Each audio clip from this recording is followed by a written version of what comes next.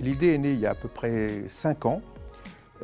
J'avais en stage des élèves ingénieurs à qui je devais proposer un projet autour de l'Internet.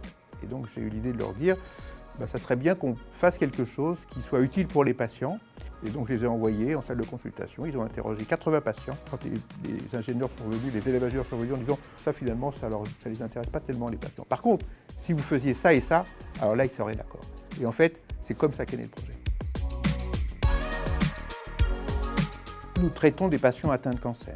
Ils passent de moins en moins de temps à l'hôpital, c'est leur souhait et c'est complètement normal. Or pour eux, c'est très important de garder un lien constant avec l'hôpital. D'abord, leur rendez-vous tout simplement. Pouvoir joindre directement les médecins par leur secrétariat direct, d'avoir les traitements qui ont été réalisés, les traitements qui sont prévus. En fait, c'est de permettre d'avoir un lien constant et surtout personnalisé. Non pas avec tout l'hôpital, mais avec leurs médecins. C'est leur traitement. C'est pour ça que ça s'appelle MyCurie, entre eux et l'hôpital. Par exemple, il y a une des rubriques, au début on voulait l'appeler les questionnaires parce que c'est des questions-réponses entre le patient et l'hôpital. On a demandé aux patients comment vous l'appelleriez-vous. Et eux ont trouvé la solution. Ils ont dit, nous, on l'appellerait Curie et moi. On dit qu'on est en train de vivre la transformation numérique. Mais la transformation numérique, elle n'est pas spontanée, il faut l'aider. Si par exemple le patient veut dialoguer avec l'hôpital, avec ses médecins, avec les équipes soignantes, il faut que derrière, il y ait des gens qui puissent répondre rapidement. Donc il faut qu'on conçoive notre organisation hospitalière de façon différente, le malade n'étant pas présent, étant à distance. Et donc pour nous, c'est un vrai challenge. Spontanément, plus de 3500 patients ont téléchargé l'application.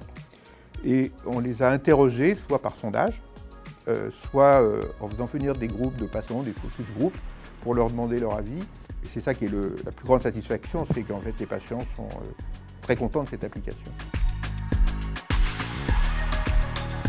En fait, je me suis beaucoup plus appuyé sur les patients que sur l'institution, c'est-à-dire sur les malades, sur les médecins ou sur les infirmières. À chaque fois qu'on a eu une nouvelle idée, on l'a proposée aux patients, en gros ils disaient oui, ça nous intéresse ou pas, et surtout leur dire mais qu'est-ce que vous souhaiteriez vous? Et en fait, le projet a été construit avec les patients. Et je crois que c'est pour ça que c'est plutôt un succès. Il y en a deux, je crois que la première c'est de fournir de nouveaux services. La version qui est en train de sortir, ils vont avoir accès à leur compte rendu, ils vont pouvoir dialoguer avec l'hôpital, soit avec les équipes soignantes, soit avec les équipes médicales. Et on a plein d'idées. Enfin, les patients ont plein de suggestions à faire et en fait, c'est un projet qui fait que commencer.